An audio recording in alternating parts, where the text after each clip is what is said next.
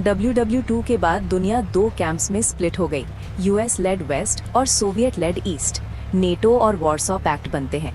45 साल तक टेंशन रहती है, लेकिन डायरेक्ट वॉर कभी नहीं होती।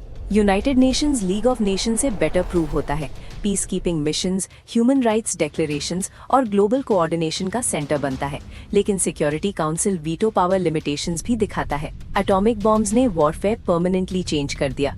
Mutually assured destruction, mad doctrine आता है।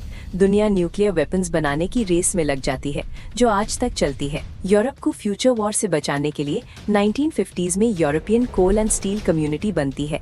ये स्लोली यूरोपियन यूनियन बन जाती है, creating history's most successful peace project. 1945 के बाद यूरोपियन एम्पायर्स कोलैप्स होने लगते हैं। एशिया और अफ्रीका में 50+ न्यू कंट्रीज बन जाते हैं। ये नई geopolitical map modern world conflicts और अलायंसेस की फाउंडेशन बन जाती है। जर्मन V2 रॉकेट साइंटिस्ट्स दोनों सुपर पावर्स के पास चले जाते हैं।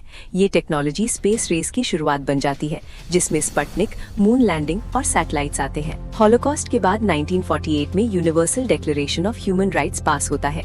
जिनीवा कन्वेंशंस अपडेट होते हैं। इंटरनेशनल क्रिमिनल कोर्ट जैसे इंस्टीट्यूशंस बनाने की नीड समझ आती है। War time inventions like computers, radar और क्रिप्टोग्राफी पीस टाइम में डेवलप होते हैं। इंटरनेट, GPS और मॉडर्न कंप्यूटिंग की फाउंडेशन यहीं से पड़ी, जो आज की डिजिटल दुनिया का बेस है। दो डिफीटेड पावर्स डेमोक्रेसी एक्सेप्ट करते हैं और इकोनॉमिक मिरेकल्स क्रिएट करते हैं।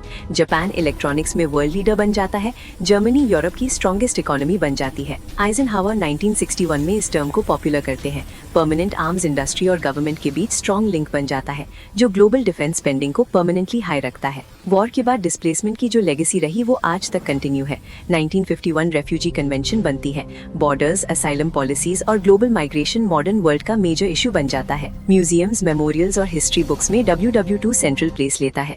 नेवर अगेन की ग्लोबल फीलिंग आती है, लेकिन जेनोसाइड और वॉर्स फिर भी होते हैं, जो कॉम्प्लेक्स लेगेसी दिखाता है। मैसिव इंडस्ट्रियलाइजेशन, न्यूक्लियर टेस्टिंग और लैंडस्केप डिस्ट्रक्शन ने एनवायरनमेंट पर परमानेंट इफेक्ट डाला।